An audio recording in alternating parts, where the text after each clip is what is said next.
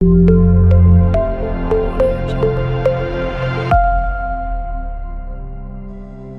नमः शिवाय।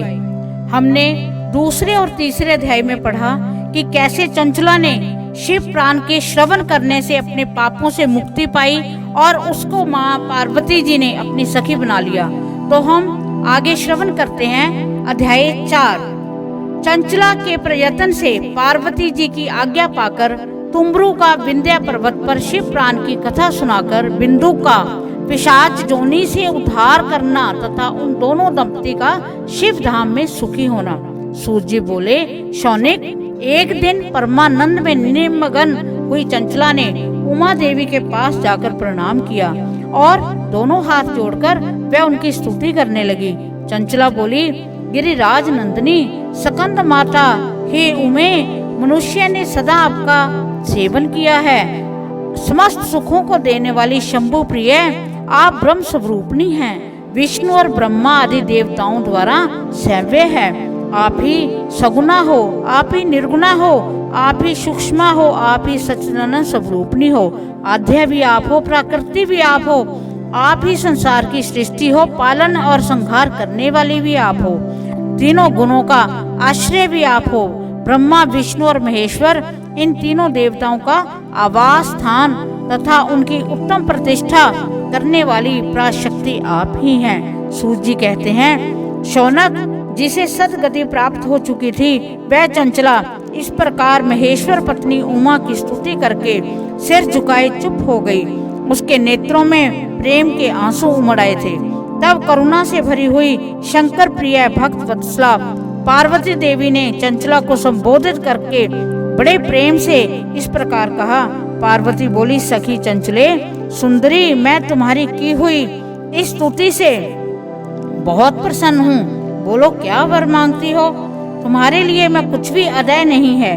चंचला बोली, निष्पाप गिरिराज कुमारी, मेरे पति विदुंग इस समय कहाँ हैं? उनकी कैसे गति हुई है ये मैं नहीं जानती। कल्याणमयी दीन वत्सले, मैं अपने उन पति देव से जिस प्रकार संयुक्त हो सकूं वैसा ही उपाय कीजिए।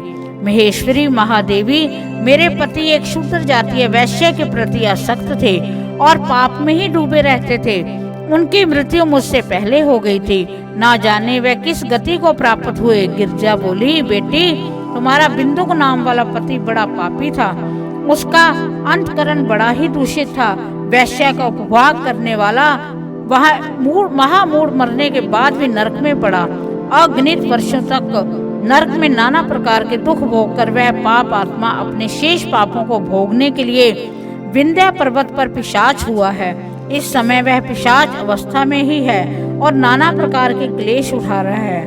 वह दुष्ट अब वही वायु पीकर रहता है, सदा सब प्रकार के कष्टों को सहता है। सूत जी कहते हैं कि शौनक, गौरी देवी की ये बात सुनकर उत्तम व्रत का पालन करने वाली चंचला उस समय पति के महान दुख से दुखी हो गई। फिर मन को स्थिर करके उस ब्राह्मण पत्नी ने व्यथित हृदय से महेश्वरी को प्रणाम करके पुनः पूछा। चंचला बोली, महेश्वरी महादेवी, मुझ पर कृपा कीजिए और दूषित कर्म करने वाले मेरे उस दुष्ट पति का अब उद्धार कर दीजिए। देवी, कुत्सित बुद्धि वाले मेरे उस पाप आत्मा पति को किस उपाय से उत्तम गति प्राप्त हो सकती है ये शीघ्र बताइए। आपको नमस्कार है। पार्वती जी ने कहा कि तुम्हारा पति सदा शिव पुराण की पुण्य में उत्तम कथा सुने तो सारी दुर्गति को पार करके वह उत्तम गति का भागी हो सकता है। अमृत के समान मधुर अक्षरों से युक्त गौरी देवी का ये वचन आदर पूर्वक सुनकर चंचला ने हाथ जोड़कर मस्तक झुकाकर उन्हें बारंबार प्रणाम किया। अपने पति के समस्त पापों की शुद्धि तथा उत्तम गति की प्राप्ति के लिए पार्वती देवी जी से ये प्रार्थना की कि मेरे पति को शिव पुराण सुनाने की व्यवस्था होनी चाहिए। उस ब्राह्मण पत्नी के बारंबार प्रार्थना करने पर शिव प्रिय गौरी देवी को बड़ी दया आई। उन भक्त वत्सला महेश्वरी गिरिराज कुमारी ने भगवान शिव की उत्तम कीर्ति का गान करने वाले गंधर्व राज तुम्बरू को बुलाकर उनसे प्रसन्नता पूर्वक इस प्रकार कहा कि तुम्बरो, तुम्हारी भगवान शिव में प्रीति है। तुम मेरे मन की बातों को जानकर मेरे अभीष्ट कार्यों को सिद्ध करने वाले हो, इसलिए मैं तुमसे एक बात कहती हूँ, तुम्हारा कल्याण हो। तुम मेरी इस सखी के साथ शीघ्र ही विंध्य पर्वत पर जाओ। वहाँ एक महाघोर और भयंकर पिशाच रहता है। उसका वृतांत तुम आरंभ से ही सुनो। मैं तुमसे प्रसन्नता पूर्वक सब कुछ बताती हूँ। पूर्व जन्म में वह पिशाच बिंदुक नामक ब्राह्मण था, मेरी इस सखी चंचला का पति था, परंतु वह दुष्ट वैश्यगामी हो गया। स्नान संध्या आदि नित्य कर्म छोड़कर अपवित्र रहने लगा। क्रोध के कारण उसकी बुद्धि पर मूर्छा छा गई थी। वह कर्तव्य का विवेक नहीं कर पाता था। अभक्षण, भक्षण, सज्जनों से द्वेष और दूषित वस्तुओं का दान लेना, यही उसका स्वाभाविक कर्म बन गया था। वह अस्त्र शस्त्र लेकर हिंसा करता था, बाएं हाथ से खाता था, दीनों को सताता था और क्रूरता पूर्वक प्राय घरों में आग लगा देता था। चंडालों से प्रेम करता था और प्रतिदिन वैश्य के संपर्क में रहता था। बड़ा दुष्ट था वह पापी। अपनी पत्नी का परित्याग करके दुष्टों के संग में ही आनंद मानता था। वह मृत्यु उपरांत दुराचार में ही फंसा रहा। फिर अंत काल आने पर उसकी मृत्यु हो गई। वह पापियों के भोग स्थान और घोर यमपुर में गया और वहाँ बहुत से नरकों का उपभोग करके वह दुष्ट आत्मा जीव इस समय विंध्य पर्वत पर पिशाच बना हुआ है। वही वह दुष्ट पिशाच अपने पापों का फल भोग रहा है। तुम उसके आगे यत्न पूर्वक शिव प्राण की उस दिव्य कथा का प्रवचन करो, जो परम पुण्यमयी तथा समस्त पापों का नाश करने वाली है। शिव प्राण की कथा का श्रवण सबसे उत्कृष्ट पुण्य कर्म है। उससे उसका हृदय शीघ्र ही समस्त पापों से शुद्ध हो जाएगा। वह प्रेत योनि का परित्याग कर देगा। उस दुर्गति से मुक्त होने पर बिंदुक नामक पिशाच को मेरी आज्ञा से विमान पर बिठाकर तुम भगवान शिव के समीप ले आओ। सूत जी कहते हैं कि शौनक महेश्वरी उमा के इस प्रकार आदेश देने पर गंधर्वराज तुम्बरु मन ही मन बड़े प्रसन्न हुए। उन्होंने अपने भाग्य की सराहना की। तत्पश्चात उस पिशाच की सती साध्वी पत्नी चंचला के साथ विमान पर बैठकर नारद के प्रिय मित्र तुम्बरु वेग पूर्वक विंध्याचल पर्वत पर गए, जहाँ वह पिशाच रहता था। वहाँ उसने उस पिशाच को देखा। उसका शरीर विशाल था, ठोड़ी बहुत बड़ी थी। वह कभी हंसता, कभी रोता, कभी उछलता था।